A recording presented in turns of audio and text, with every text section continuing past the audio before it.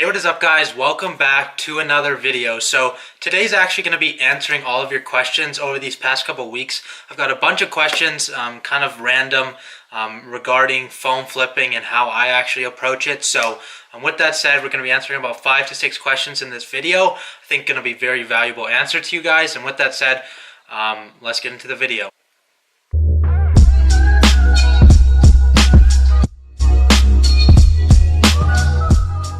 The first question I have is, how long do you typically spend with the seller doing the phone validation, bill of sale, etc.? So basically, how long do I spend with the actual seller of the phone that I'm trying to buy at any specific location?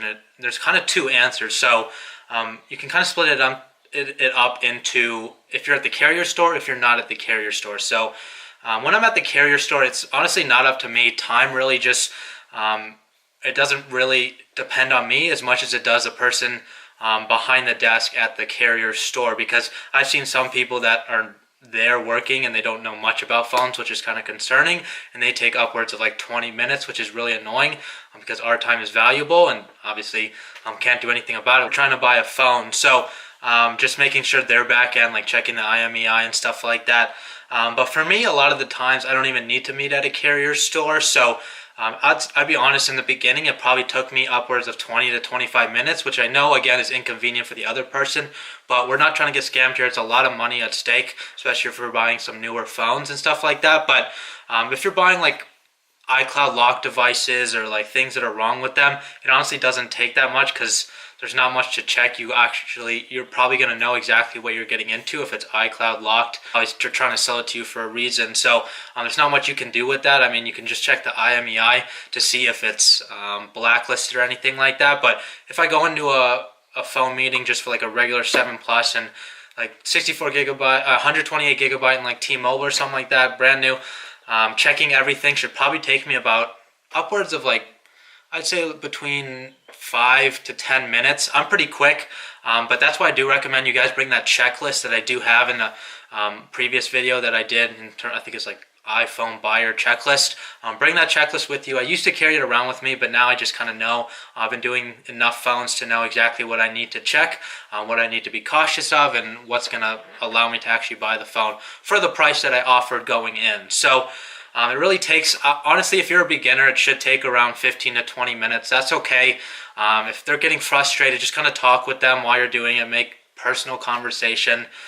Just make them talk or something like that so they're not thinking about it while you do it. But don't get nervous about it. There's nothing to be nervous about. As I said in my other video, if it doesn't work out, it doesn't work out. If they're trying to leave, let them leave. It wasn't meant to be anyway. But again, I take about 5 to 10 minutes. Just something that comes with practice, actually doing it. So second question is, how do I get ads? And I have a bunch of videos on this, but I basically get them from 4 different platforms. And what I do is I don't go out searching for phones. I ended up putting up ads on these 4 platforms. That includes Facebook Marketplace, OfferUp, LetGo, and Craigslist. These are the 4 platforms that I use pretty consistently, and there's some other out there like 5 Mile, that I personally don't use just because it's not that active in my town, but it really just depends. Like some of those 4 platforms like OfferUp and Facebook Marketplace, I really take advantage of, but I'm not gonna put aside LetGo and Craigslist because there's still phones that need to be bought on there. So I just put up ads and I let people come to me, and obviously if they get taken down, I put them up again. It's just a numbers game, as I say all the time. Third question is, do you need a website? And I think what the person was asking was like, if you have a business, do you need a website? And honestly, you do not need a website. I personally do not have a website. I've seen I see more of that in advanced sellers that are doing like 30K a month on eBay, because you have to track the inventory and stuff like that. I know I've been in a couple Facebook groups of people that actually have websites for phone flipping. Yeah, it might help your business. Then you could have like a review section of great customer reviews. Only put the good ones on there, obviously, if somebody's dumb enough to put a bad comment on there. But yeah, and you can really brand yourself as one of the key points I talked about. It's a great way to brand yourself because you want to create a brand around this business. It is a business model, but you don't technically need to make it a business in terms of making a website. Yeah, it can help you. You can use something like Shopify to host your domain. Obviously, you're not really selling anything on there, but it's just directing people to get leads, and then you kind of mitigate which ones you want to message back. And you can kind of take it however you want, but I personally don't have one. I don't find a need for it yet because I'm not on that kind of scale. I'm doing this more for the quick cash, but I know eventually I'll get into that if I file like something like an LLC or something. But then the last question is, how do I get good leads? And honestly, that comes with time. Getting good leads is all random. Yes, you're going to get good leads. Yes, you're going to get bad leads. Sometimes maybe the first person you go meet is they're trying to sell you a totally different phone than they're actually saying. Or the first person you meet is going to be a brand new device, everything clean with it. You met at the carrier store, they approved it, guy was nice, left good reviews. So it honestly just depends. You really have no control over it, but getting good leads, I'd say to get them is to have referrals. And to get referrals, you have to establish yourself in the industry. You have to make a name for yourself, and you have to have good customer service. Something that I've seen that I'm going to probably start to implement is business cards.